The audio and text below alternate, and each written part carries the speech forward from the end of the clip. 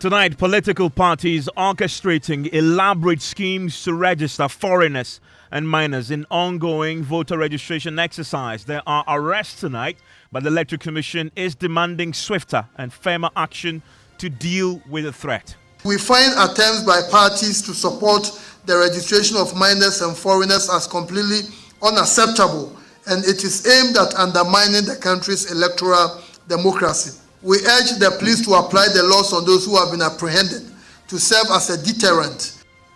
We have the latest as the Commission dismisses allegations it is suppressing voter registration in strongholds of the NDC. All such commentaries implying that the Commission has sent bad equipment to certain parts of the country or frustrating the registration exercise in some regions or constituencies are championed by persons who are completely ignorant of the processes of the Electoral Commission.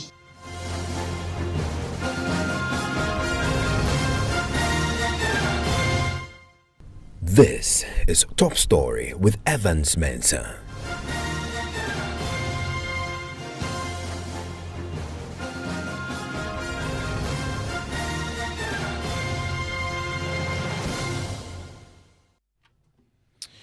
It is emerging tonight that the political parties have been orchestrating an elaborate scheme to register foreigners and minors in the ongoing voter registration exercise. There are reports of arrests in the Western region tonight. Now, the Electoral Commission has been left alarmed about the extent to which political parties are aggressively facilitating the registration of foreigners and minors. At a press conference an hour ago, the Commission demanded swifter and firmer action from the police to deal with the threat. We continue to receive reports that minors and non-Ghanaians are being encouraged by certain persons who are members of political parties to register as voters.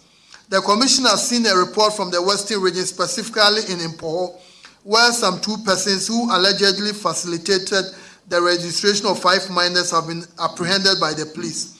We wish to use this opportunity to urge parents especially to dissuade their children who are less than 18 years from registering as voters. Similarly, we beseech the national leadership of the political parties to discourage the executives in the regions and the constituencies from transporting minors and foreigners to the registration centers. The objective of the Commission, as always, has been to have a credible register for the 2024 elections and beyond. We believe the political parties, as the main stakeholders in the general election, must be dedicated to supporting a credible register as well.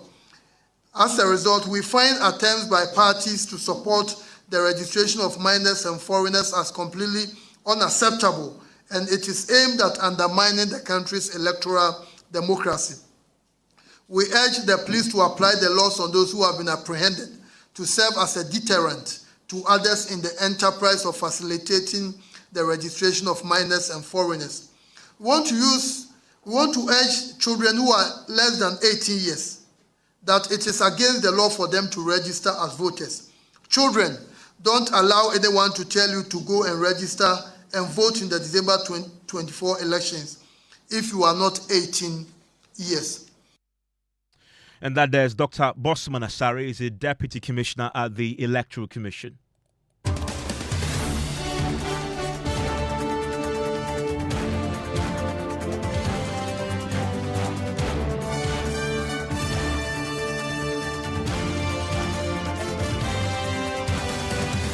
Yeah, my colleague Papani Ashale was at that news conference that just ended, joins us on the line right now. Papani, it is emerging tonight from the data that the EC is putting out, the part of the problem that is helping the parties and aiding them to go on with this orchestrated registration of foreigners and minors is the reliance on the Guarantor system. Yes, Evans. So Bosman Asari, who's the Deputy EC, stressed on that point that the Guarantor system happens to be the most dominant mode of identification, and he feels that that is fueling this urge to get some more people onto the system. There have been attempts in the past to try and change that, but he says, unfortunately, this is where we are. We may have to deal with it. You can listen to him. This is something the Commission is not proud of because it is used by political parties and certain persons to facilitate the registration of unqualified persons such as minors and foreigners. The current confusion at the registration centers is attributable to the guarantor system, because we are seeing many people who others are alleging they are minors and they are trying to register, and others are also insisting that we think you are not 18 years. Papa, so we're hearing the Electoral Commission tonight making a case for the Ghana card again? Yes, Evan. So, in their estimation, the Ghana card would have been the best document to use, so then that people cannot lie about their age, and therefore would have helped to eliminate some of these issues that they are now identifying as the various registration centers. We have also noticed that the disturbances occurring at some of our registration centers is due to the fact that some people are doubting the ages of some of the applicants. This is the reason why the Commission has been advocating for the usage of the Ghana card, which has the date of birth and the nationality of the bearers of the card, and the abolition of the guarantor system. We are hopeful that in the next registration exercise, applicants will use the Ghana card as the means of identification. Let me use this medium to remind the agents of the political parties and the general public that the challenge system embedded in the registration exercise allows the agents and those who qualify to register as voters to challenge applicants who believe are not qualified to register as voters. It is not your duty to physically prevent someone from registering. What you have to do is to go through the challenge process. And I still have with me Papani Ashale, who just wrapped up that press conference covering that for us on the ground. Also, Papani, we're also getting a bit more details from the Electoral Commission on the back of allegations that they are suppressing voter registration in NDC strongholds. Yes, Evans, on issues of discrimination, Bosman Asari was emphatic that certainly slow is not down, the slow case. down. No, Grant At the interview. Electoral Commission, Nazaka. there were issues again about comments that they had intentionally sent faulty machines to some of these areas. He says these are unfounded, these cannot be true, and at the level of the EC, they sent very good, healthy equipment to every center across the country. Discrimination. The Commission has no intention of favoring any particular regions, constituencies, or zones in this registration exercise.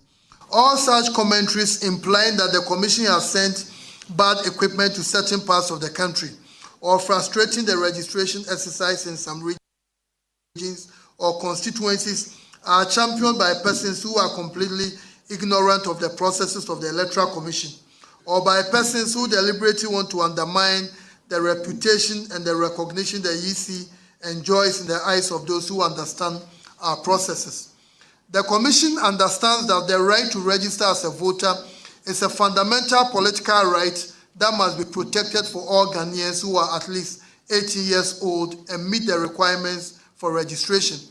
Consequently, it's unfortunate that some will accuse the Commission of discriminating against a section of Ghanaians in the registration exercise. We wish to use this medium to again assure all Ghanaians that the Commission is committed to ensuring that all qualified persons get onto the voters' register and vote in the December 2024 presidential and parliamentary elections. It is in our interest to do so, and we take pride in the high percentage of our population who are registered as voters. And Papani, last week the NDC raised concerns about the decision by the Commission to switch to the offline mode. Did the Commission address this today? Yes, Bosman Asari touched on that. He says that, well, in areas where the issues of internet persist, or they have asked them to continue going to the offline mode. Although he says they are not happy, their preference will be to have online. They have also put in measures to make sure that at the end of every day, this data is properly connected to the national one and the tabulations are done right. Following the reports that came to the attention of the Commission on the second day of the registration exercise, we took the decision to direct our staff to switch to the offline registration mode to ensure all applicants in the queues get the opportunity to register. As a Commission, we prefer the online registration to the offline version because the online system ensures that those who have registered as voters do not get your chance to register again. The online system prevents double registration. However, with the offline registration, because the data is transferred after the registration, you can have instances where registered voters go to the registration centers to register again. At times too, because people have lost their voters card or they have forgotten where they registered as voters or have relocated, they try to register again. In these instances, our system will later identify their registration as double, thus making them ineligible to vote in the elections. We want to use this Let the Citizen Know platform to urge all those who registered either in the 2020 mass registration exercise or in the 2023 limited registration exercise not to attempt to register again as voters. Such persons will not be able to vote in the 2024 general elections. And that there is the Deputy Commissioner at the Electoral Commission addressing the issues raised by the political parties, particularly the NDC. One other issue that had come up over the last few days since the registration started is the erratic power supply and how that was affecting registration centres. Papani, what is the Electoral Commission doing about this? So, Evans, with regards to the intermittent power challenges, he says that those reports have come to them. And the immediate steps they took was to direct all their district officers, or gave them money actually. He says that release money to every single one of those affected communities to purchase or get a generator, and then also to buy fuel to fuel those generators so they can have power throughout the registration period, especially for those who are running the mobile system who have to move from one place to another. Last week, there was a contentious subject of serial numbers on the BVRs. Now, the NDC had insisted that they wanted the serial numbers. The EC issued a statement insisting that wouldn't happen. We know that as a result of that, there's been some tension at the registration centers. Did the EC deal with this particular subject? Well, the EC emphatically again stands by what they had put through last week in their statement, that stance from them has not changed, and therefore they are putting extra measures to make sure that nobody is able to get some of those serial numbers. Thank you very much, Papani, at the Electoral Commission headquarters. I want to bring in Mustapha Gbande. He is the Deputy General Secretary of the NDC. Also joining me is Haruna Mohammed, is the MPP Deputy General Secretary. We'll hear from Kodeo pretty shortly. They've also been monitoring the exercise across the country over the last few days. But Mustapha Gbande, let me start with you. Last week when we heard from the national chairman, on that last point there, that Papani was touching on, this insistence that your agents should get the serial numbers. The Electoral Commission is not budging. They insist that they cannot give that to your agents. Have you changed your stance on that since last week, Thursday? Basically, good evening to your cherished listeners and my colleague and brother at the other side. I think that would be dishonest if the Electoral Commission says so, because I've been on the field. Agents of both political parties have serial numbers of the machines that are used. And so, on the record, we take those serial numbers as part of start-of-day activities and day activities. We have stated that the position of the Electoral Commission to respond to the NDC was misplaced because they were setting their own questions and answering. What the NDC was demanding for was serial numbers of missing BVR machines. And then we had incidents where some people wanted to prevent NDC agents from picking the usual serial numbers that we take, which was what we addressed. So if they continue to answer to peddle these information that they are insisting and they are doing all that, it's not true. Those information are given to political parties on the ground. Now, I'm just going to read you part of the statement read out by the national chairman last week. It said, among others, their sense of recording the serial numbers of the BVR kits will help us trace, identify, and match every registration data emanating from a specific district or electoral area. The serial numbers will also help us track all authorized personnel who operate the BVR kits in our electoral areas. This will forestall any clandestine registration aimed at contaminating the voters' register. He was clear last week that what you needed was the serial numbers on BVRs across the country, whether they were missing or not. Yes, Ivan, that was at the back of an incident that occurred in Ashanti region or so, where the Ashanti regional organizer, through some prosy temporary election officer, started preventing NDC agents from taking those serial numbers. But subsequently, all of those things have been dealt with, and our agents have their serial numbers, just as MPP agents have their serial numbers. So I don't see what Bosman Asare is talking about. Thankfully, I have your colleague from the NPP with me, Haruna Mohammed. Haruna, are your agents also receiving the serial numbers on all the BVRs in operation currently for the registration exercise? Thank you very much, Evans. I first foremost say good evening to your choice listeners and my colleague Mustafa Bandi and any other panelist that is going to be put on this line. Evans, you see, the NDC has always been very consistent in their own inconsistency. And when they are caught in the act, they try to read several meanings to that. You requested for serial numbers. And I said that the NDC requesting for serial numbers of these EVRs is lazy work. It's lazy work because the CHIs has provided an opportunity for all political parties to have agents at all the registration centers where we can pick these particular numbers from the commission at any point in time. And this is done all the time that we do registration exercise. So for us as a political party, we have trained our agents. We know the kind of information we require as permitted by CI 91 and CI 126. And I'm very clear in my mind that our agents are doing exactly what we have trained them. I monitored a couple of centers and I realized that yes, our agents are top on the issues and they have been able to pick the required data that the New Patriotic Party require. And we are analyzing them as and when there will be IPAC or we want to make input to the electoral commission and make some other suggestions. We will do so, Evans. And today, the Electoral Commission discloses that across the country, they are getting reports, but also evidence of political parties. And again, they didn't mention a political party, but political parties generally facilitating the registration of foreigners and minors. In fact, he says that they've been arrested already. They're asking the police to do more to stem this quickly before it becomes a big threat. In fact, he says it's already a threat to our democracy. From where you sit as a MPP's Deputy General Secretary, on the ground, what is the report you're receiving from your own members about this a problem that the EC is talking about? Parties, maybe your own party members, facilitating the registration of minors and foreigners.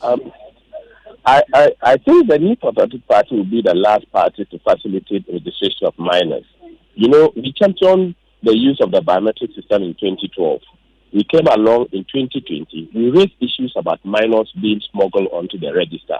And we insisted that we have to use the Ghana card to be able to do this particular registration.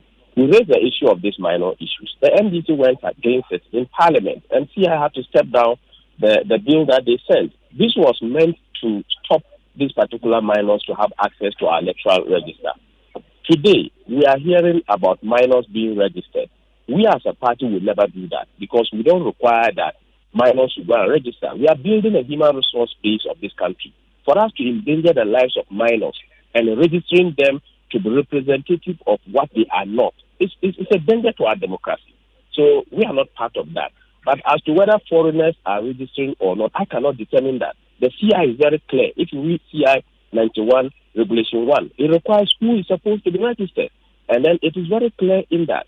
And also, if all of us were to use Ghana card, our nationality would have been established and everybody would have required to go and register. I hear the NDC saying that they should ban all Fulanis not to register. Fulanis are in this country. Most of them, some of them are doctors, some of them are pharmacists, some of them are in the educational sector, impacting knowledge. Let's use our constitution to identify who is not supposed to register, but not to point to a particular tribe. That is very tribalistic. We need to stop that. We have Fulani in the House of Parliament requiring and legislating laws for this country. You sit down and just mention the tribe, it's very insulting. For us, we are not going to go on that tangent.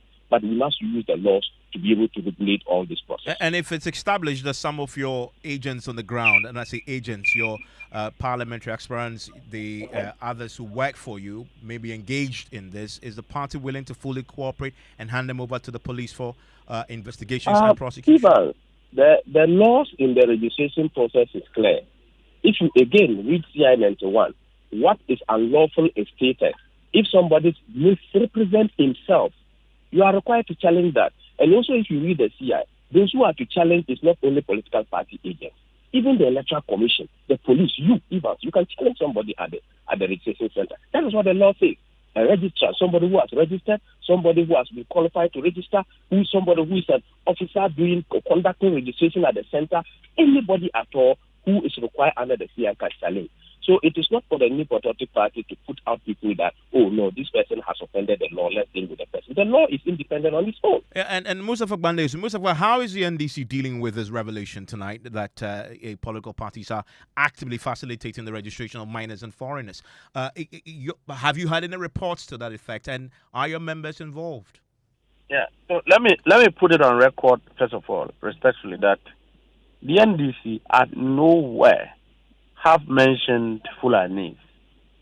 Indeed, Mohammed have just raised a very critical concern. I'm in the Upper West region, and in Sisala East this morning. A lot of our brothers from the other side of the border were brought in to come and register, and they were refused. I'm in Sisala West right now, and same happened in the morning. By who? By the same people we are talking about, MPP people, of course. MPP people, of course. They are the ones behind this crime. And they are if you go, a lot of them were moved from Upper East into Wale last 3 days.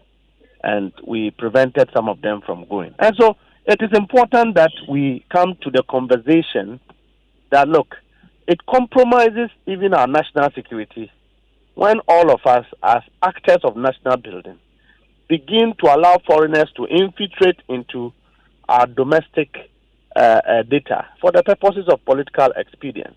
It's dangerous for our census and statistics when we allow foreigners to go into our registration process. I would not agree, and indeed, the honest truth is that NDC has no plan, no strategy anywhere discussed that a particular aspirant, a particular candidate should bring in foreigners. We abhor these things and will not engage in it. That is why, Evans, you see clearly that throughout this registration process, what we have done is to be on the defense.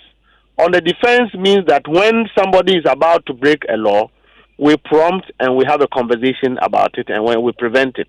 We are not the ones being on the offensive. MPP is the ones who are on the offensive. All the incidents that have happened, which led to security infractions, it is MPP who are mobilizing and who are in all these things. You see, the difficulty is that... Except that Collins Dowda has been arrested, and from what we hear from the police, has been charged as part of the investigations into the disturbances in that particular part of the country.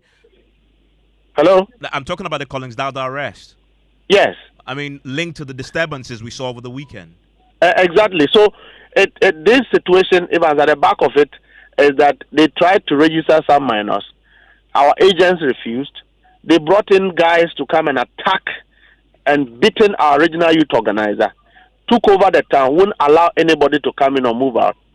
The police at the area called for reinforcement, could not contain them until party people and citizens dispersed them, only for us to get to where we are now. I'm just saying that our brothers from the MPP should stop this strategy of trying to manipulate data.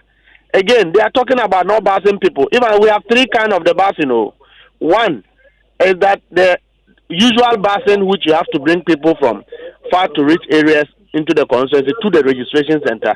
The next one is ordinary resident people who are outside the constituency who would have to come in to come and register. The last one is gerrymandering, taking people from constituencies where they don't reside to other constituencies for the specific purposes of ballooning figures. That is what they are engaging in, which is what is creating the fight on the ground. That is what MPP is engaging. Cape Coast North, that is what happened. Apawu is bringing foreigners in his place. I don't have evidence to suggest that specifically individuals may be involved, and that's why the police have been asked to get involved, get people arrested, and prosecute. Mustafa, he's alleged and mentioned specifically parts of the country where he says your party is facilitating the registration of foreigners and sometimes minors. Evans, thank you very much. You see, what happened in the Ashanti region was that 2 students came to register.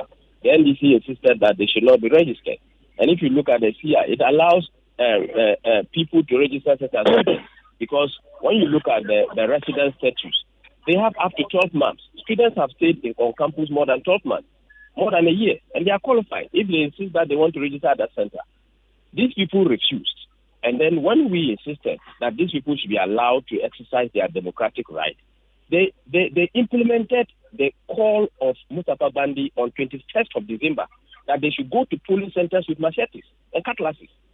They implemented that. They came and disrupted the registration process. The police came in, they interdicted some other persons.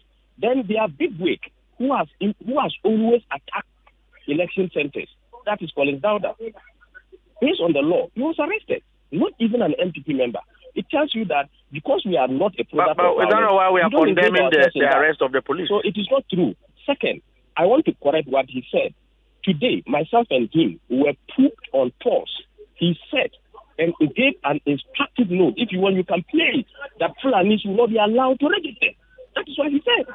That is a lie. He has not ceased to be an NDC member. Mustafa, that is a lie. That is a big lie. Yes, you said it.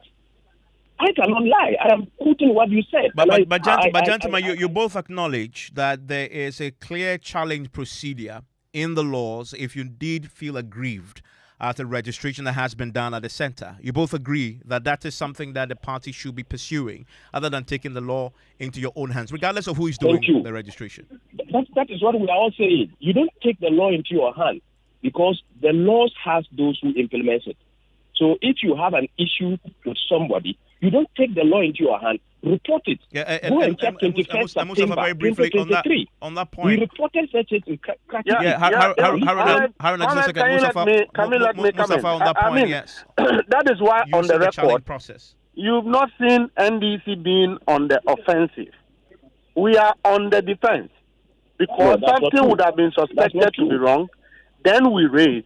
They come in to try and be violent. That is where the problem, and I just call on the police to be a bit proactive like they did in the Mpoho case, where it's alleged that somebody tried to register minors and all of them were arrested, either MPP or NDC.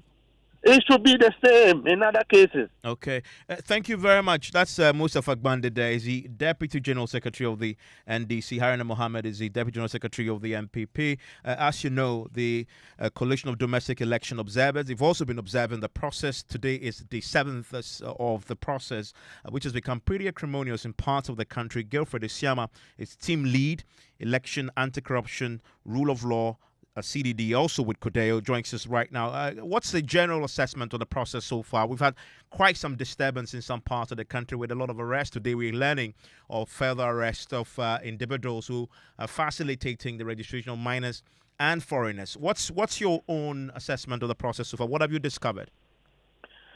Well, thank you very much, Evans. So, as we all observed, the initial days of the registration were marred with technical and administrative challenges.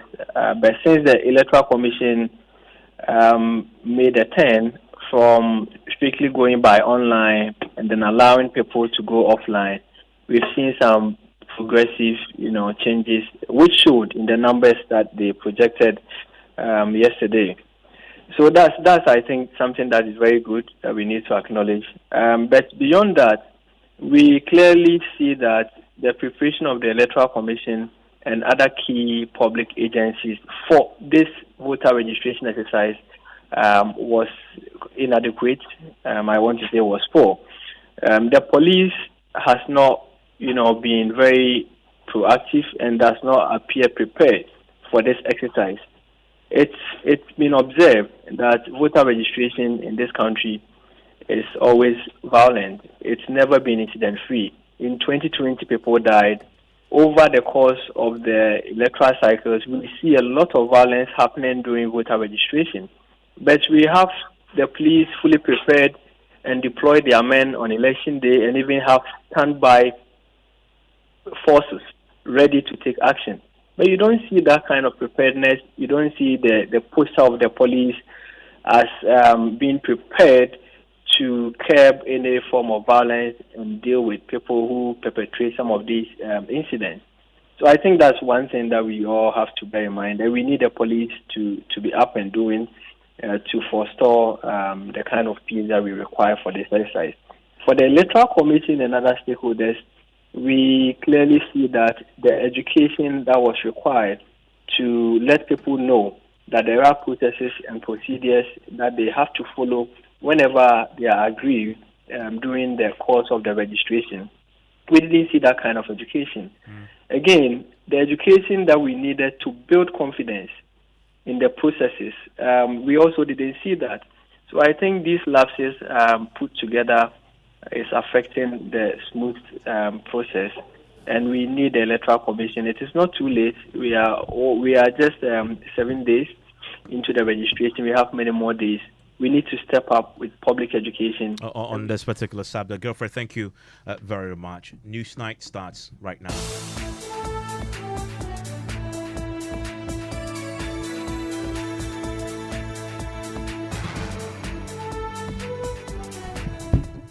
Good evening and welcome to News Night. In the next 60 minutes, newly appointed NIB boss and NPP parliamentary candidate for Mansun Kwanta calls the bluff of critics, asking him to resign, saying they either don't get it or are drawing hasty conclusions. Why should I? I have been the deputy MD since 2019. We have transformed the bank. The bank is on an upward trajectory. So who better carries on this work that we have done than me? But we ask, has he passed the BOG's fit and proper directive as calls for his resignation deepens? Conflict of interest can also be used here. You have the party allegiance and you have the bank allegiance. And then your time commitment. He should take a leave. Then if he feels that after running for the election, if he loses, maybe then should be given an opportunity. We'll get to hear from the Director General for SIGA, who says the calls are without basis. We have members of parliament who are many. We have some of them holding ministries that are sent. We even have a vice president who is a presidential candidate. We have details of that. Also tonight, it is emerging that terrorists are able to visit Ghana, use our hospitals and go back. Words of Ghana's ambassador to Burkina Faso as he paints a grim picture of the terror threats the country and other West African coastal states face. They move in and go back. Move into Ghana? Yes, and they roam. They come to our hospitals and go back. But governments are working at that. We'll get to hear from the National Security Minister and other experts who are also expressing concern about the situation. People were dying because of the previous cause. We wake up and the next thing we are hearing is that rather the prices are going to go up. Sometimes you think that, oh, Charlie, if you die, cry, it will be okay.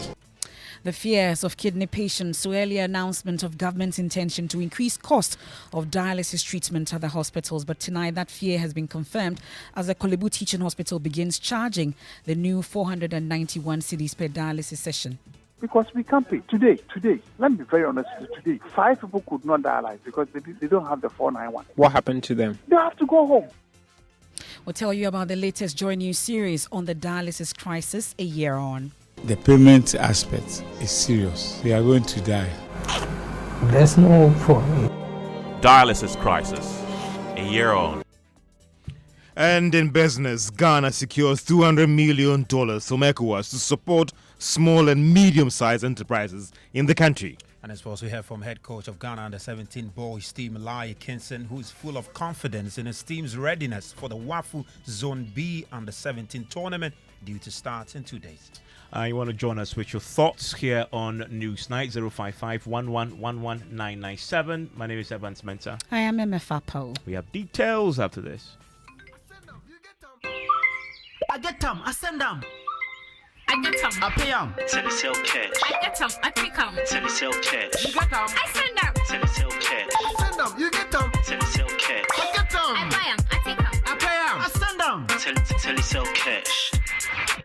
Telecel Cash. Experience the ultimate convenience of sending money on Telecel Cash. Sending money from Telecel Cash to Telecel Cash is free. You can also make payments to merchants on all networks. Enjoy best value and total security with Telecel Cash. Telecel, connecting energies.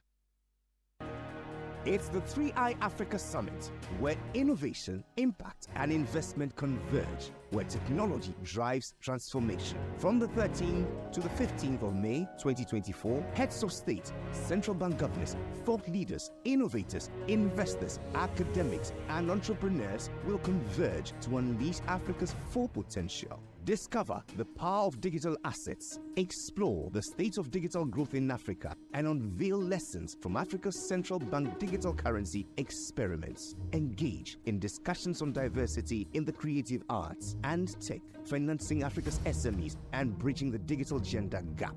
Network with investors, pitch your ideas, and access funding at the 3i Africa Deal Room and Pitchfest. Join us at the Accra International Conference Center as we ignite a fintech revolution for Africa's financial future. Visit 3iafrica.com to register now. December is just around the corner and our nation stands at a crossroads. Will we continue down the same path or will we forge a new one together? The choice is ours, but we need every voice to be heard. That is why the New Force is investing time and resources to educate and encourage everyone about the voters' ID card registration. To all of you out there unsure if your vote matters, your voice matters. Your vote is your power and your opportunity to shape the future of our motherland. Don't let others decide for you. Don't stay silent. Get up, get out there, and get your voter's ID card today. Make sure you are ready to make a difference when the time comes. Don't delay. Act now. From the 7th to the 27th of May, and on the 30th of May, you can replace all missing ID cards. Every vote counts. Your vote, your destiny. A message from Nana Kwame Bediako and the New Force. Showtime! Good life time! Paddy, how is your good life? Hey, before you attack that sumptuous variety of foods with Toto, do yourself a favor. Wash your hands with soap under running water, your bowl before you eat, and at all other critical moments. That is, before you cook, after you visit the toilet, change your baby's diaper, and when you return home from anywhere. Let's all come aboard Good Life by washing our hands with soap under running water and at all other critical moments to keep the germs away from our family. Good Life, live it well. It's an everyday thing. Good Life from Ghana Health Service and partners with support from USAID.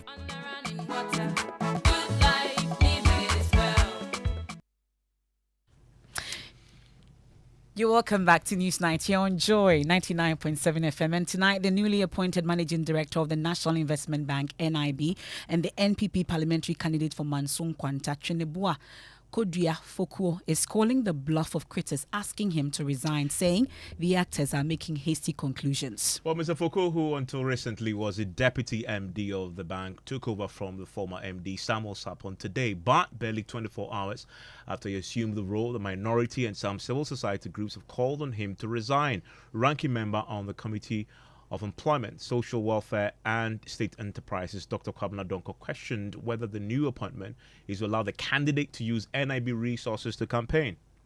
Once he became the parliamentary candidate, he would have resigned his position to concentrate on his political work. That has not happened. How then you go ahead to elevate him to the position of managing director, chief executive of the bank 6 months into an election, and with him as a parliamentary candidate?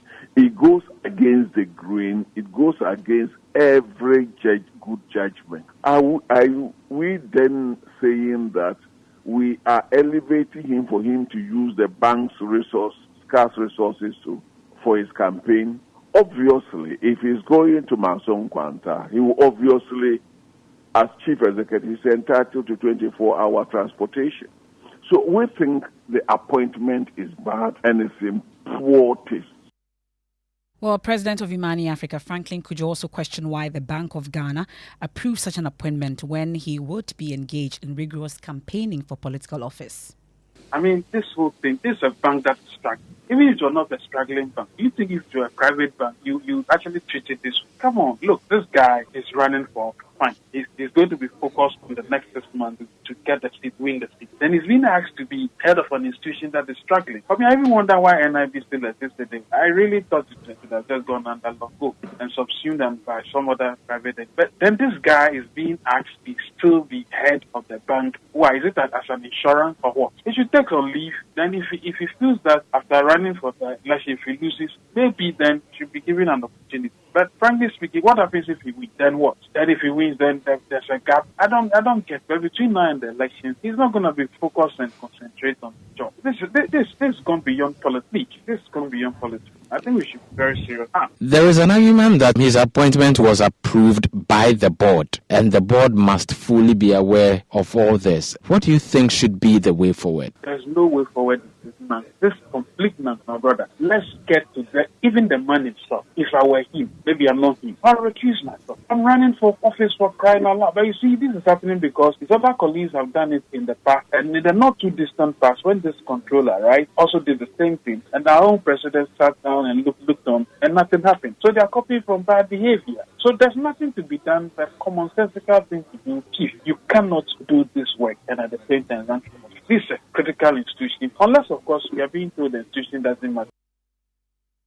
Well, we can hear from the Director General of the State Interest and Governance Authority, SIGA, John Boyd, who says the calls by the minority for the revocation of the appointment of Mr. Fuku are without any basis. Well, we are all concerned about the health of NIB. Their financial situation is not very good as we speak now. And I will entertain any argument that says that his experience and qualification is incapable of managing and restructuring NIB as we speak now. But for the mere fact that he's a parliamentary candidate begs the question, because we have members of parliament who are many. We have some of them holding ministries that are sensitive. We have a finance minister, with a member of parliament who will be going for campaign. So I think that they can further come up with other reasons rather than just substantial election. We even have a vice president who is a presidential candidate. I think that is obviously no more than just being an MD for single entity. Well, so that's SIGA Director General John Boyd there. Thankfully, the man himself at the center of this controversy has joined us on the line, MD of NIB, Trinebua Kodia Foko, and we're told that his appointment takes effect from today. We're grateful for your time here on Newsnight. So first, the key concern that many who are calling for the revocation of your appointment is that you work for a distressed bank, which is almost like on life support. The key two questions that come up: do you have the time, knowing that you are contesting for a seat in Parliament? And then also, do you have the requisite skills and competence to turn around the fortunes of NIB? Okay, all right. Thank you, and good evening to all our listeners. I'll just be brief on this. I mean, the issue and the call for, a resignation, I think about it and I ask myself a number of questions. Firstly, it's about time management, okay? It's about time management. And I have the requisite skills and capabilities to be able to manage my time well. I have been the Deputy Managing Director for NIB since 2019, okay? I was brought in to help transform the bank. If you've read about my background, you will know the skill level that I have. Okay, I was brought in to transform the bank, and that work has been done together with the managing director. Okay, we have done a yeoman's job in transforming the bank since 2019. I asked myself, why this call to resign? Is it the first time that we are having a CEO that is having any other thing to do? Don't we have MPs who are CEOs of other institutions? Don't we have ministers who are MPs and at the same time even PCs as well? Are we saying they are not able to perform? On the either side of the political divide, we have people who are holding such portfolios. They are MPs, they are PCs, they have other occupations in their life. Some are CEOs. You can do your own research and you come to conclusion that there are even some financial institutions now existing whose CEOs are PCs. And you can even do a further research to understand the number of PCs on either side of the political divide who are currently CEOs. They are PCs and they are CEOs. So why this call? What sort of president are we trying to, set here? Are we saying anyone who becomes a PC now or in the future cannot hold any other portfolio? Are we saying if somebody is appointed a minister, then that person cannot be an MP? Because are we trying to say that a minister is less, engaged compared to a CEO, a minister that is overseeing an entire portfolio covering the country? Are we saying that person is less busy compared to, a CEO? We need to be careful here. I don't know what is driving this. My appointment at NIB, which I said I've been in the position as Deputy Managing Director since 2019, was driven by my strong capability. But that strong capabilities that you brought in, Mr. Foucault, would you say, Mr. Foucault, if you can hear me, I'm talking about the strong capabilities that you say you were brought to NIB to bring to bear. Have you been able to turn around the fortunes of NIB really? Is it something verifiable, what we can see, knowing that this bank that we talk about is actually ailing? Yeah. So what I'm saying is I was brought to NIB 2019 to help turn the bank around. And have you done that? Have you done that? Were you able to turn around the fortunes of the bank? That work has been done because, people are following the circulations on social media. They don't have access to information and they need to engage if they want to understand issues. A bank that we picked, myself and the MD picked in 2019, we set out on a roadmap to transform the bank, and that work has been done. We are at the tail end of it, and we will see an upward trajectory of the bank. That hard work has been done. But which one is priority for you, really? If you are so passionate about a bank that you've been able to turn the fortunes around, why then do you take on a parliamentary role also, which the people have said it's more like you're just going to milk this dying cow just for your political purposes? No, those who know me and the staff will attest to the fact that, I'm a serious, hardworking. I came in with this strong passion and experience to turn this bank around. I have been a strong risk person in the banks that I worked with before. I told you I worked with Barclays Bank, being assistant vice president, being the country risk champion. I was moved to First National Bank, which is a subsidiary of First Round Bank of South Africa, as the country head of credit risk. I went to NIB with this strong, solid background. And that is what we have used to turn the fortunes of the bank around. People talk about NIB and others will pick on social media and all that. They don't have the facts. If people want to understand issues, they should engage. We have turned the bank around, and soon they will see the upward trajectory, like I said. So that call for the revocation of your appointment, or you will not resign, that's not going to happen.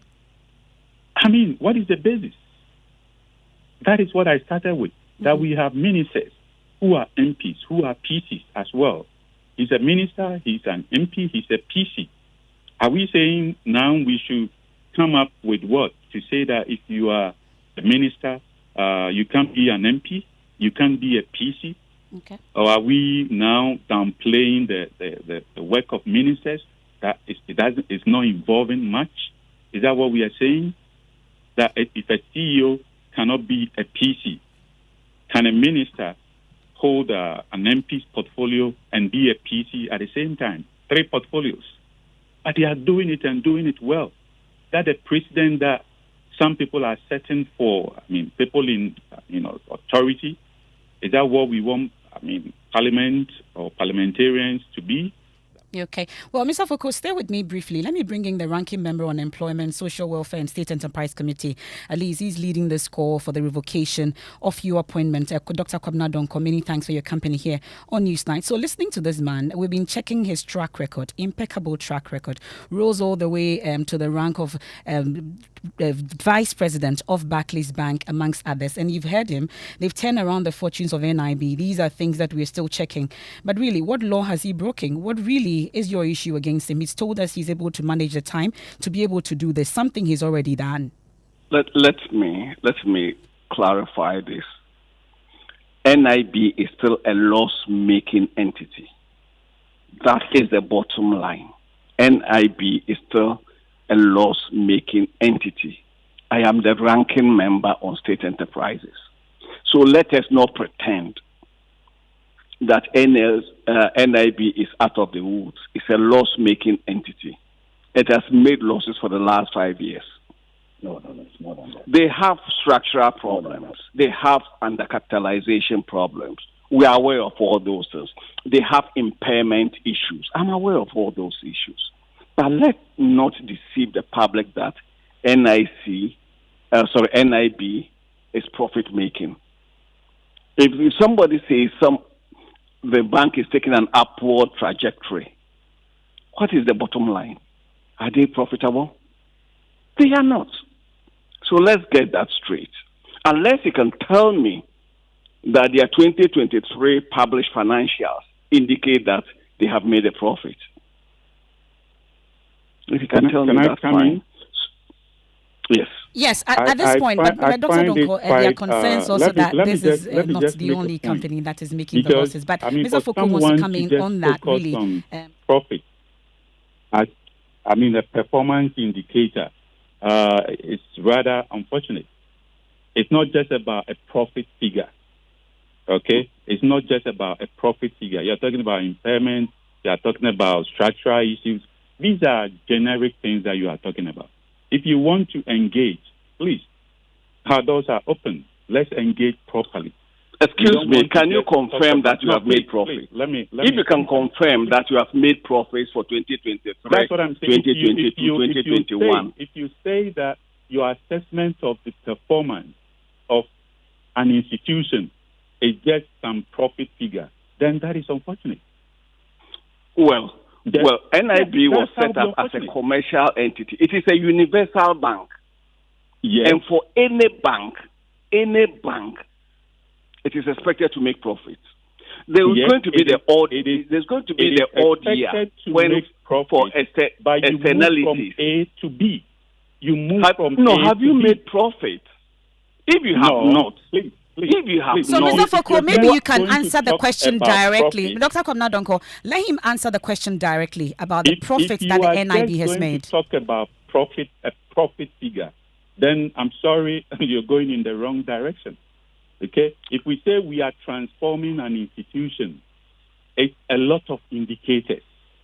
Profit is just one of them. In the long run, you will get there. It's a journey. But how has that journey started? Therefore, what has been the win along the way? Therefore, at the end of it, and I told you we are at an upward trajectory now. So we're turning around. Look, it's an upward trajectory, etc. It's a play on words. For a universal bank, the bank is set up to make profits. That is why you align this as a universal bank.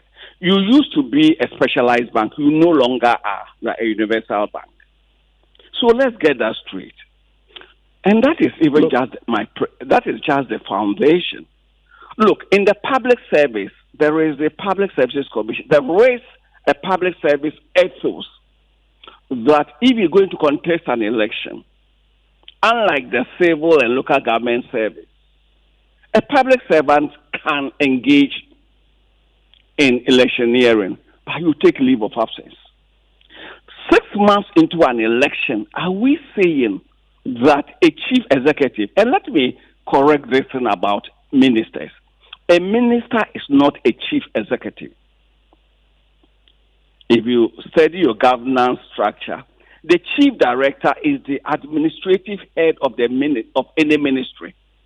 The minister is the political head of the ministry. The day-to-day running of the ministry is in the hands of the chief director. The minister provides political leadership. That is the difference.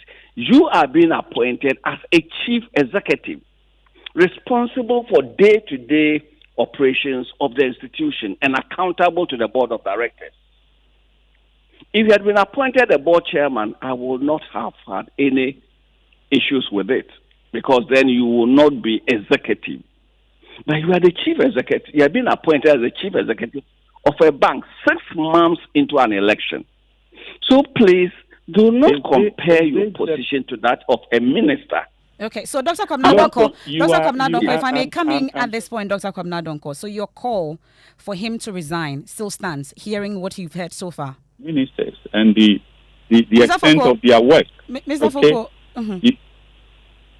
I was asking Dr. Kwabena-Donkor a question, Mr. Foucault, and I'll give you the final word on this. Dr. Kwabena-Donkor, I'm asking you, does your call for his resignation still stand, hearing the explanation that he's giving you? Absolutely. He's a chief executive who is expected to devote all his working hours to the management of the institution. And he cannot be a parliamentary candidate at the same time.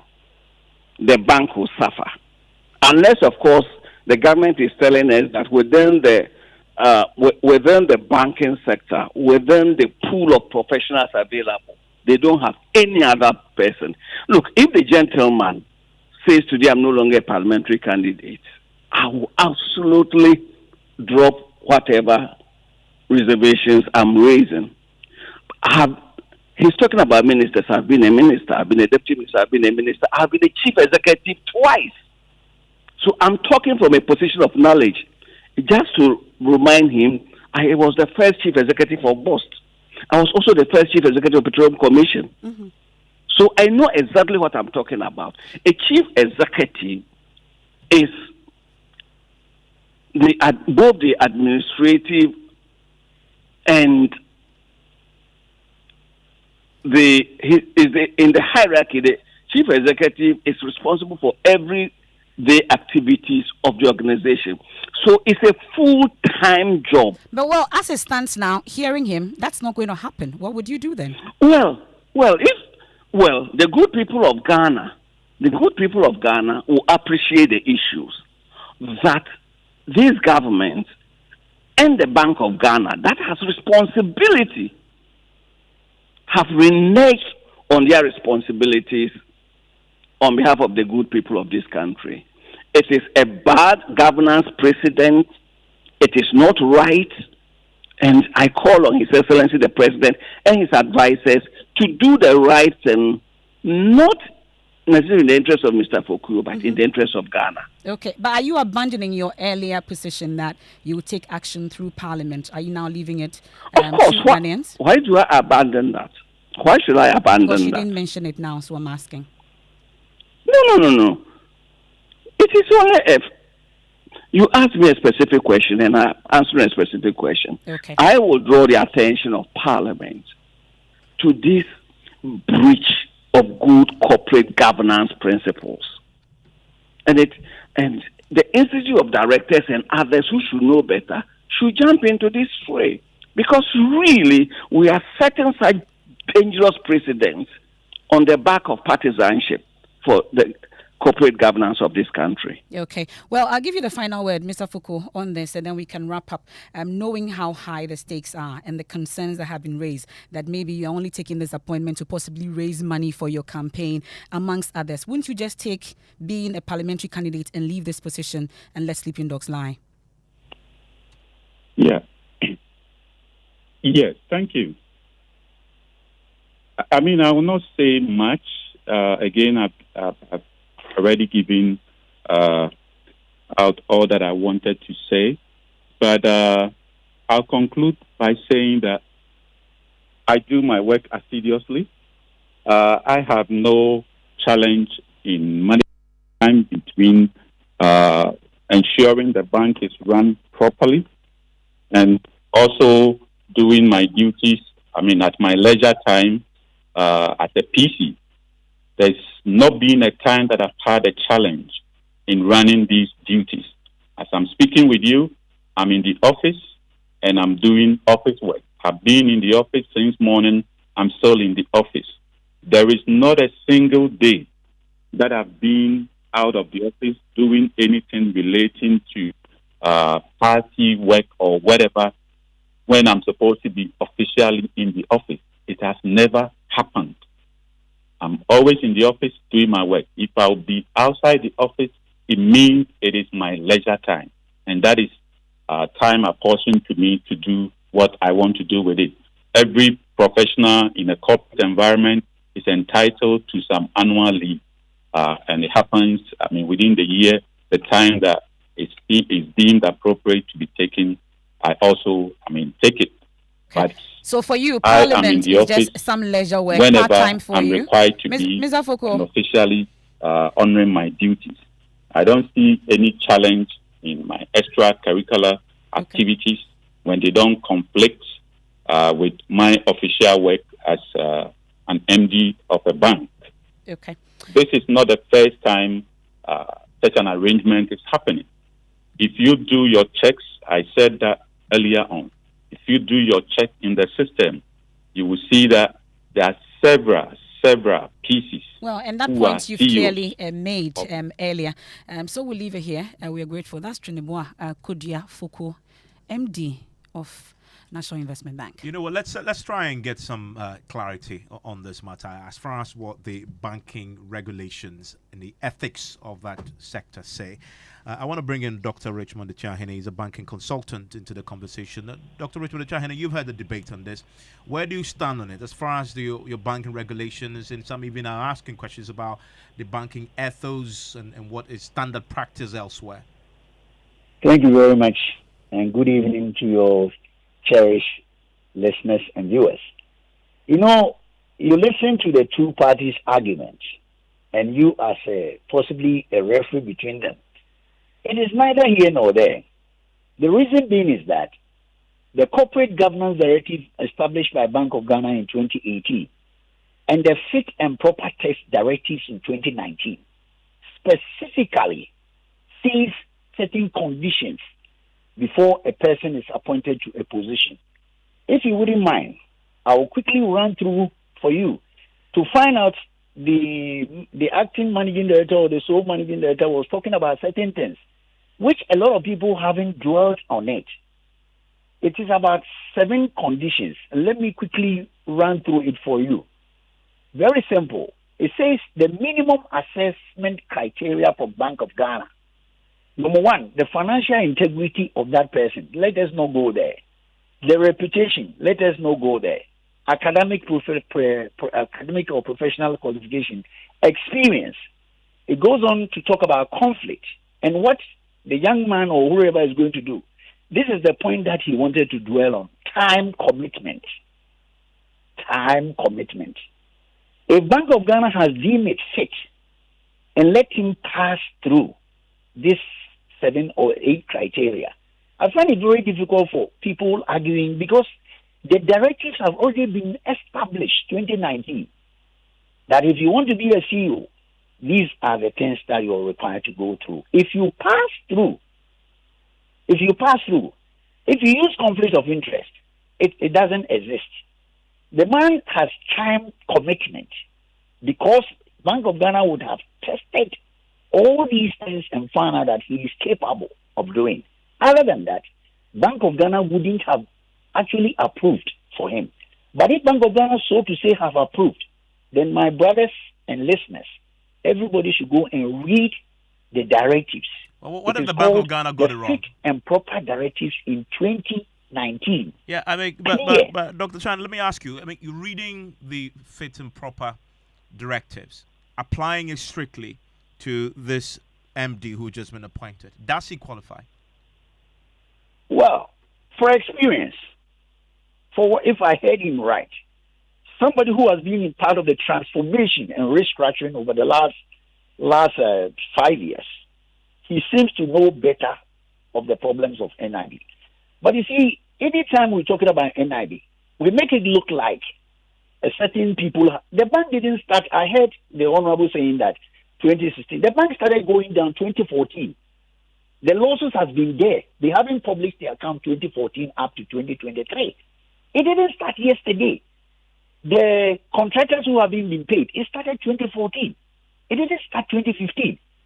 That is why I have always been saying that if you don't apply strict corporate governance, when I say strict best practices, in other jurisdiction, the government would have given it to the KPMG or PKP, the other, do a search and bring in somebody who will help us to transform the institution.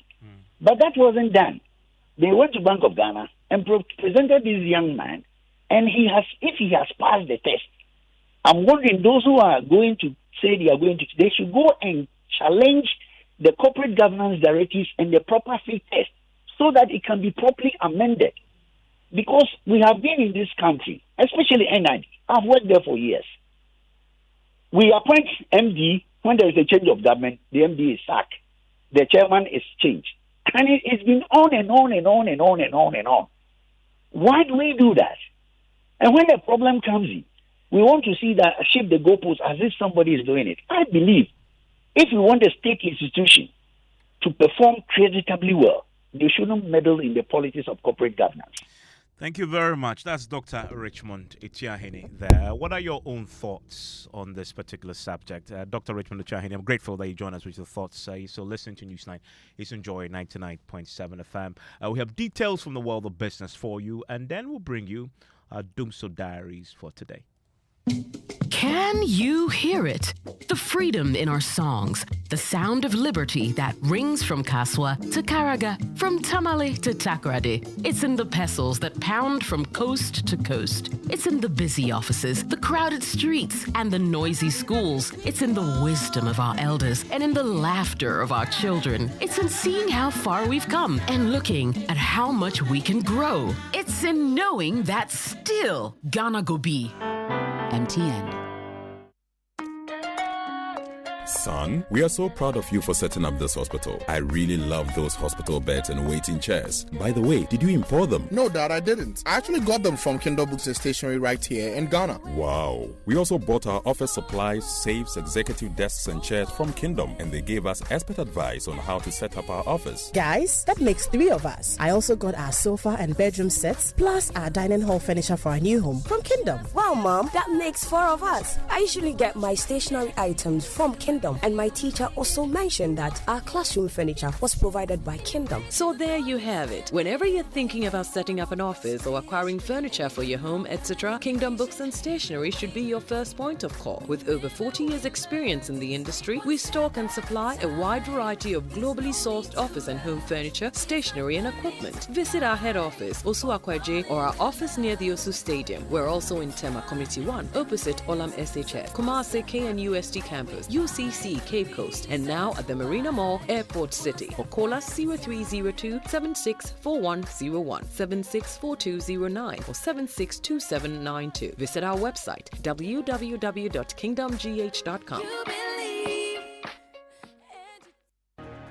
It's the 3i Africa Summit, where innovation, impact, and investment converge, where technology drives transformation. From the 13th to the 15th of May 2024, heads of state, central bank governors, thought leaders, innovators, investors, academics, and entrepreneurs will converge to unleash Africa's full potential. Discover the power of digital assets, explore the state of digital growth in Africa, and unveil lessons from Africa's central bank digital currency experiments. Engage in discussions on diversity in the creative arts and tech, financing Africa's SMEs and bridging the digital gender gap.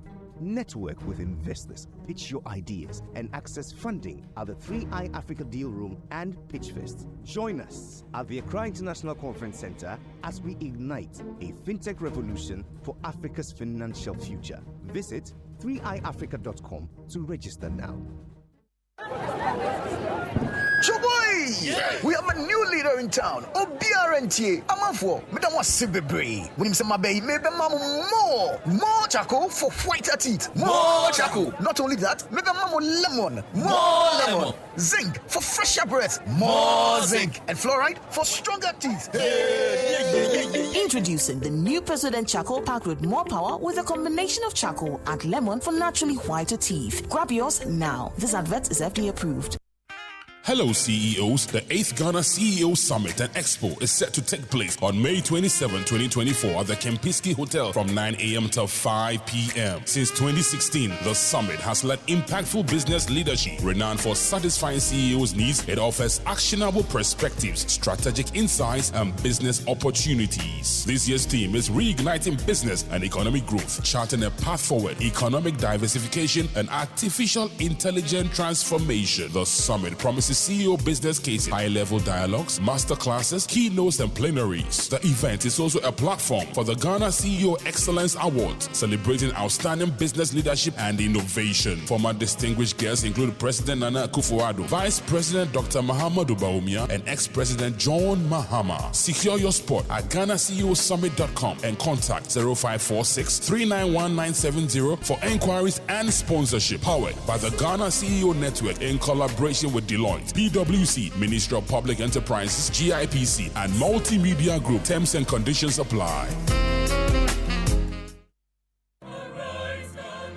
Hello, Ghana. Are you tired of the same old political rhetoric? Do you believe it is time for a change that truly represents the voices of our youth, women, and children? I present to you Nana Kwame Bediako. He is a visionary leader with a passion for making our country better through innovative industrial revolution. Together, we can change the political narrative and create a government that truly represents the interest of all citizens. Join this journey to build a better and inclusive future for all by contributing to our Save Ghana Fund campaign. Your support, no matter the amount, is not just a donation. It is an investment in the shared desire for a more prosperous, equitable, and better nation. To donate, visit www.nkb.com.gh or dial *887 *2024 #. Thank you for your support. Hello, my name is Mami Akua, an entrepreneur and a mother of two. My work keeps me busy most of the time and sometimes it takes me away from my family. But the safety and health of my family is very important to me. As a working mother, I cannot afford to take any chances when it comes to matters of health. That is why I signed up for a family health care plan from Equity Health Insurance. My family and I have access to over 700 hospitals, clinics, opticians, dentists, pharmacies, and diagnostic centers across the length and breadth of Ghana. With Equity Health Insurance, I no longer have to worry about medical bills. Anytime a member of my family visits a hospital, Equity Health Insurance has got my family and I covered. What about you? Who has got you covered? Call Equity Health Insurance on 050-660-7910 and talk to them about your family health needs now. Visit equityhealthinsurance.com for more information. Equity Health Insurance, here for you. Welcome to Business on Newsnight. And Ghana secures $200 million facility from ECOWAS Bank for Investment and Development to support small businesses in Ghana. Government projecting inflation by December 2027 instead of the end of next year as forecast by the IMF. We'll hear from the Minister of Finance. The business news on Newsnight is brought to you by MTN Business. Welcome to the new world of business. Kingdom Books and Stationery, Syntax Tanks, and Pepsodent Charcoal and Herbal. Let's now settle for the details. Ghana has secured $200 million facility from the ECOWAS Bank for Investment and Development to support small and medium-sized enterprises in the country. President Akufo-Addo disclosed this at the FinTech Investor Summit, that is 3I Summit Africa in Accra here. He's been giving us more details about the support. In furtherance of our objective of providing financial access to SMEs, the Minister for Finance and President of the ECOWAS Bank for Investment and Development, EBID, signed last Friday in Lomé, in Togo, a memorandum of understanding for $200 million dollar facility to be dispersed through the Ghana Commercial Bank and the Ghana Exim Bank to SMEs. The role of fintechs in ensuring that these resources reach SMEs and to monitor their growth cannot be overestimated. President Akufo-Addo. Now, Ghana is projecting to hit single-digit inflation by the end of 2027. Now, that's according to the Minister of Finance, Dr. Mohamed Amin Adam. This might be a far departure from the end of next year, as forecasted by the IMF in its World Economic Outlook report. The Finance Minister, Dr. Mohamed Amin Adam, has been speaking at the 3i Africa Summit at the Conference Center today. The government of President Nana Addo Dankwa Akufo-Addo is unrelenting in creating an enabling macroeconomic environment that will provide the platform for the success of the financial services sector. For this reason, Ghana's economic rebound has been quite swift, with economic growth ending the year 2023 at 2.9% against a target of 1.5%. Inflation heading towards the year-end target of 15%, and which we are determined to work to reach a single-digit inflation by 2027, and interest rates declining as well. Despite recent pressures on our currency, the cedi's depreciation year-to-date of 12% is far lower than its depreciation of 27% in the same period last year. And that is the Finance Minister, Dr. Mohamed Amin Adam. Now, let's stay on the event because speakers at the Made in Fintech Innovative Conference, that is the 3i Africa Summit, have highlighted the importance of harmonizing payment and tech systems in the region. Now, opening the 3-day summit, Bank of Ghana Governor Dr. Ernest Addison noted that the Pan-African Payment System module has shown that joining forces can turn things around. The need to foster innovation and investment across diverse sectors is central to the various discussions that will go on in the next 3 days. The Deal Room and Pitch Fest will serve as platforms for entrepreneurs and investors to explore mutually beneficial partnerships, driving innovation forward and fueling economic growth. Also, discussions on the use of fintech for inclusion should remain paramount to ensure that the benefits of technological advancements are accessible to all segments of society. Bank of Ghana Governor Dr. Ernest Addison. The program enters its second day with more targeted engagement for businesses and regulators across the African region engaging enterprises at the program. Let's move on to other stories. Now, activities of speculators have been highlighted as a major contributory factor to the current challenges with the Ghana cedi. Demand for dollars has shot up significantly over the past month. So what is causing this challenge when it comes to the activities of speculators? That's the question we pose to the Chief Executive of the Ghana National Chamber of Commerce and Industry, Mark Bedu-Abuaje. They are rational people. And if you don't have confidence and the rate at which the cedi is depreciating, some of them would anticipate that the cedi will depreciate further and may be doing that. It's not good for the stability of the local currency. It's not good at all because people are speculating. And you know, when people speculate, it has a lot of impact on vulnerability, on the variability of the local currency. So speculation is not good at all. But we have forced people to speculate. Now, it's not only on the local people who are speculating. The foreign investors are also speculating. Those who are now transferring their profit because you are in April, they have to transfer money to their shareholders outside, now also want the dollar, putting more pressure on the dollar. And Mark Bedu-Abuaje is the Chief Executive of the Ghana National Chamber of Commerce and Industry. And if you should turn to the Forex Bureau today, they are selling the dollar to you Evans at 14 Ghana cedis, 60 pesos. That is what the Forex Bureaus are quoting on the market today.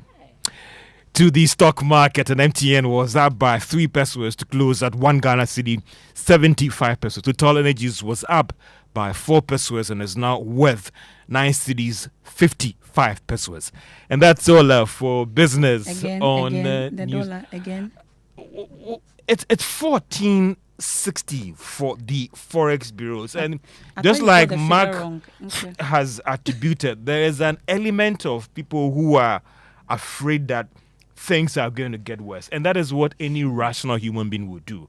So even though they might not need the dollar right now, they would rush in to, and it's a demand and supply thing. So they are rushing to demand the dollars, and that is also fueling the depreciation.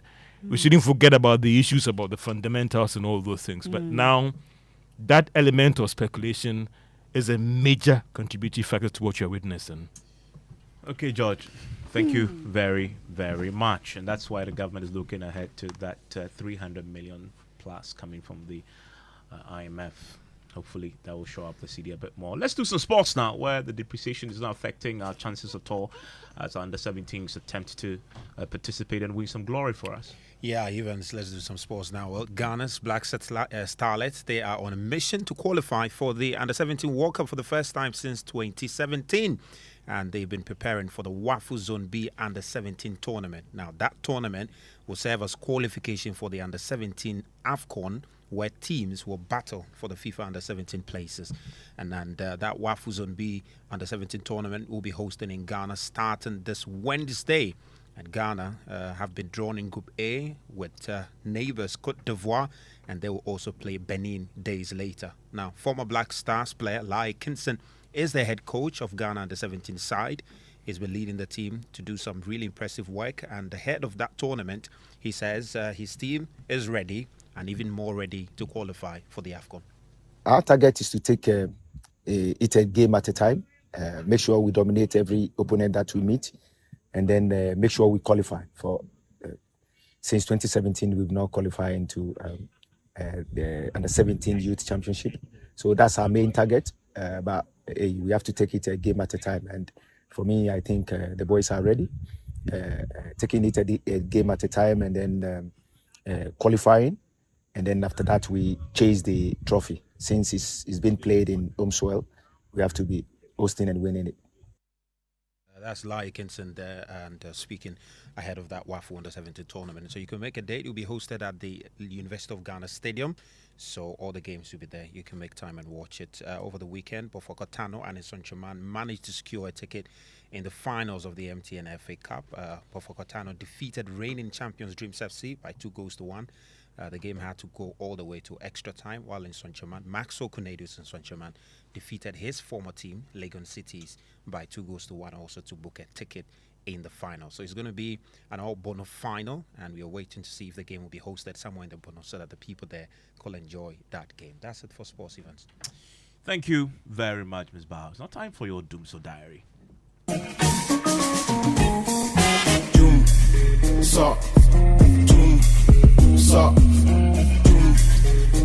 And indeed, we've been talking over the last few weeks in our Doomso Diaries about the impact of the ongoing erratic power supply on your businesses, on your homes, on schools, etc. But have you thought about its impact on press conferences, Emefa Apawu, the bread and butter of journalism? Sometimes here on the radio, most of what we bring you is as a result of somebody holding a press conference at the press center, where most people will go and pay a few bucks or CDs and get the venue prepped up for the person to hold a news conference. As it turned out, the Ghana Journalists Association themselves had to battle with Doomso and held up a major news conference, from what I understand, 2 hours. For 2 hours.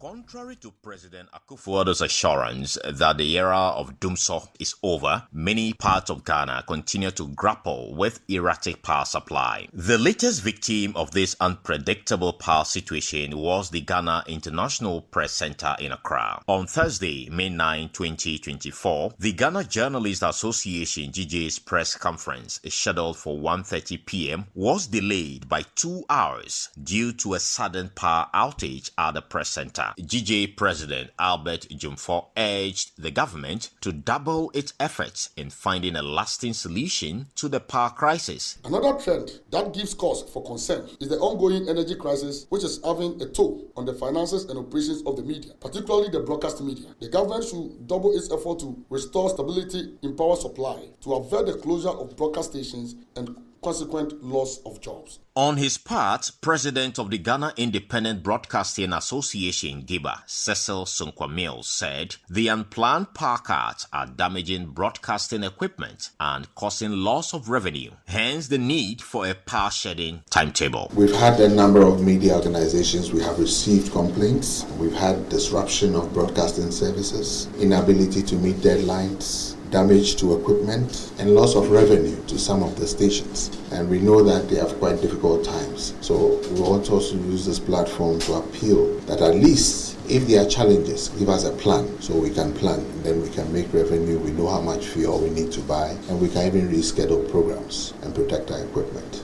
Even though journalists would not speak on record, they lamented the dire impact the erratic power supply is having on their productivity and also added their voices to the cause, saying the government should stop playing politics with the power situation as it threatens their job security. From Accra International Press Center, Carlo.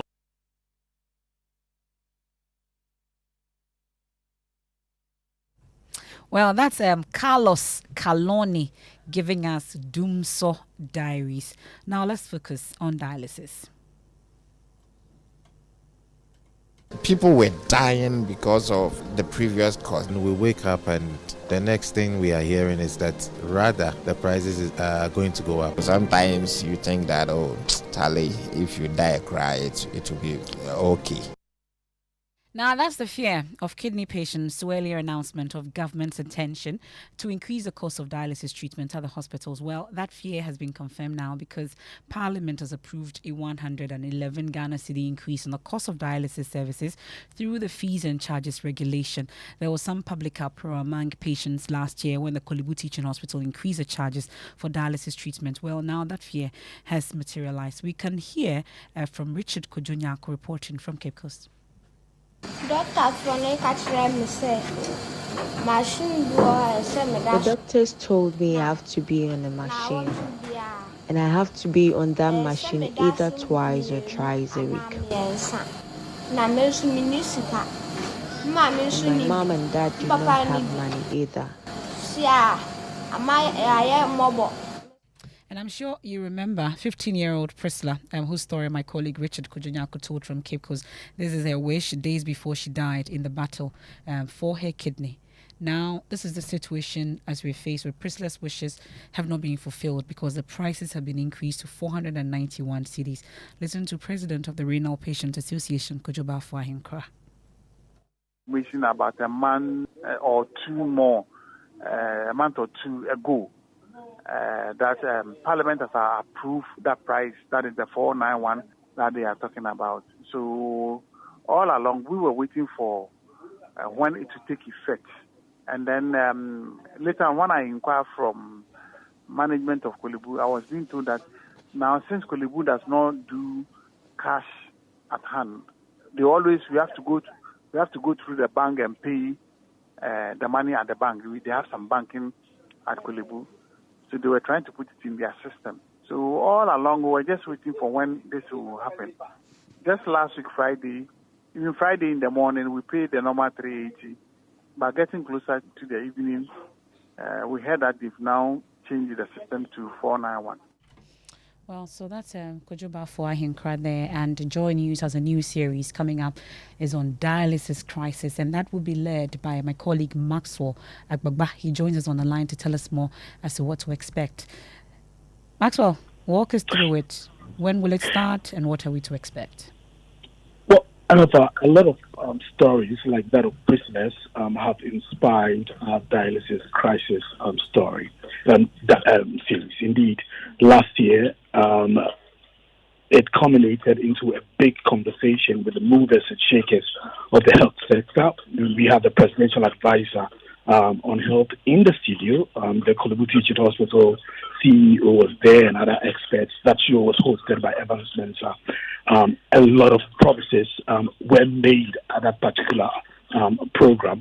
Now we are doing some stock taking to find out how far we've come in resolving the issue and also getting help for our brothers and sisters like Priscilla, who is normal. And like the many others who also require dialysis treatment, every week. So we are keeping tabs on all the promises made. We are also going to bring back more stories about people who need dialysis treatment but do not have the means to actually get them. Because every day we get calls in the newsroom for people who tell us that they are struggling to find resources, to get dialysis treatment. Thank you very much, Maxwell. And this is an important one. Have the promises been kept? Yeah. It's a simple question we are asking in this latest series. Have they been kept? A lot of them were made to us in that thought leadership event in the back of that period of crisis. And so we want to turn the spotlight back on the promises that were made and just to measure what has changed a year on.